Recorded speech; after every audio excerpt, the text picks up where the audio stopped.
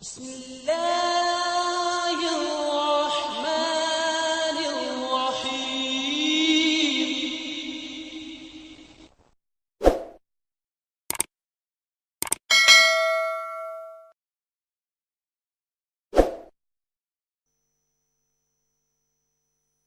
اسلام سے نہ بھاگو، راہ خدا یہی ہے، اے سونے والو جاگو، شمس الضحیٰ یہی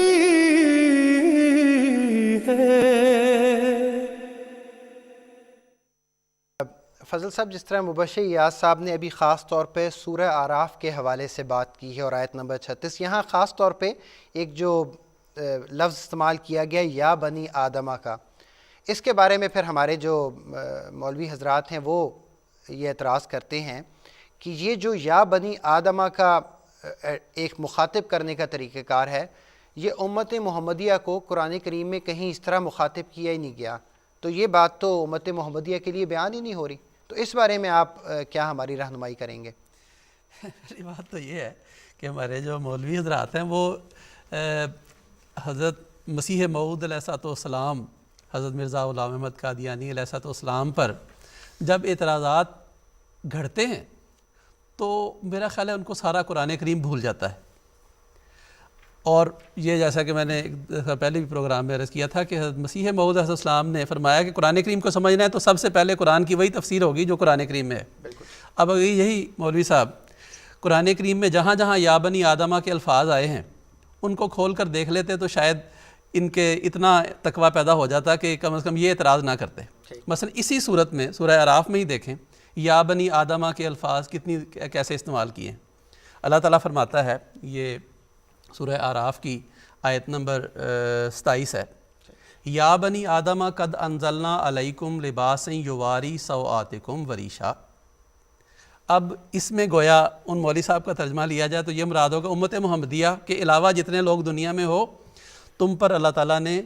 لباس اتارا ہے تاکہ وہ تمہارے ننگ کو ڈھانپے اور تمہاری خوبصورتی کا موجب ہو، وَلِبَاسُ التَّقْوَىٰ ذَلِكَ خیر۔ اب یہ تعلیم امت محمدیہ کے لیے نہیں ہے۔ بالکل ٹھیک ہے۔ اسی صورت کی آیت نمبر 28 دیکھیں، اسے اگلی آیت ہے، یا بنی آدمہ لا یفتننکم الشیطان کما اخرج ابویکم من الجنۃ ینزع عنہما لباسہما لیریہما سوآتہما۔ اب اس میں مولوی صاحب ذرا سوچ کر بتائیں، کیا اس میں امت محمدیہ کو یہ تعلیم نہیں دی گئی کہ دیکھو تمہیں بھی شیطان کسی فتنے میں کسی ایسی آزمائش میں نہ ڈال دے؟ پہلے بھی اس نے تمہارے آباء و اجداد کو جنت میں سے نکال دیا تھا، یہ خیر لمبی تشریح ہے، لیکن کیا اس سے امت محمدیہ مراد نہیں ہے؟ امت محمدیہ کے لیے اس میں تعلیم نہیں ہے کہ شیطانی حملوں سے تم نے بچ کے رہنا ہے، بلکہ یہ ساری آیات، جیسے مبشر یاس صاحب نے یہ مضمون شروع کیا ہے سورہ اعراف کی، یہ مسلسل آیات دیکھی جائیں تو اس سے واضح طور پر پتہ چلتا ہے کہ امت محمدیہ کو بار بار یا بنی آدمہ کہہ کر مخاطب کیا جا رہا ہے کہ اے وہ بنی آدم جو دراصل جنت کے لیے پیدا کیے گئے ہو، محتاط رہنا، یہ نہ ہو کہ تم بھی کوئی ایسی غلطی کر بیٹھنا جس کی وجہ سے تم اللہ تعالیٰ کی جنتوں سے محروم رہ جاؤ، ورنہ تو یہ تو مرزا صاحب پر اعتراض کر کے بڑے خوش ہو رہے ہوں گے اگر اس طرح یہ چھوڑنا شروع کریں گے تو یہ تو پھر تعلیمات دوسرے لوگوں کے لیے ہوں گی، امت محمدیہ اس میں مخاطب نہیں ہوگی۔ تو میں اس وقت یہ ضمنی ہے اتنا ہی سمجھتا ہوں۔ جی امام صاحب آپ ہاں، میں یہ عرض کرنا چاہتا ہوں کہ جس طرح ابھی ذکر ہوا، یہ جو محاورہ قرآن مجید میں ایک جگہ استعمال ہوتا ہے وہ اللہ تعالیٰ اپنی حکمت سے بار بار اس کا ذکر کرتا ہے، اور خاص طور پر جب نسائے امت محمدیہ کو کرنے والی ہیں ان کا ذکر یا بنی آدم کے لفظ سے آیا ہے کہ ابتدا سے لے کر آج تک سارے اپنے آپ کو بنی آدم کہتے ہیں، کوئی بھی استثناء نہیں۔ یا یہ مراد تو نہیں ہے کہ غیر احمدی کہیں کہ ہم بنی آدم نہیں ہیں تو یہ نصیحت کسی اور کے لیے ہے، وہ یقیناً اپنے آپ کو شامل کرتے ہیں۔ تو ایک ہی آیت میں جس میں ایک مضمون کا ذکر ہے اسی میں تکرار کے ساتھ یا بنی آدم کا آنا 3 4 5 دفعہ آتا ہے، تو یہ جو بات ہے یہ بہت قابل توجہ ہے، اور اللہ تعالیٰ نے یہی فرمایا ہے کہ یہ جو بات ہے سارے بنی آدم کے لیے نصیحت کا سامان ہے۔ تو جب انہی نصائح میں سے ایک نصیحت یہ ہے کہ جب اللہ تعالیٰ کی طرف سے کوئی رسول آئے اور وہ اپنے آپ کو اس رنگ میں پیش کرے کہ میں کسی کے کہنے پر نہیں بلکہ اللہ تعالیٰ کے کہنے پر یہ دعویٰ پیش کرتا ہوں کہ مجھے اللہ تعالیٰ نے کھڑا کیا، جیسا کہ بانی جماعت احمدیہ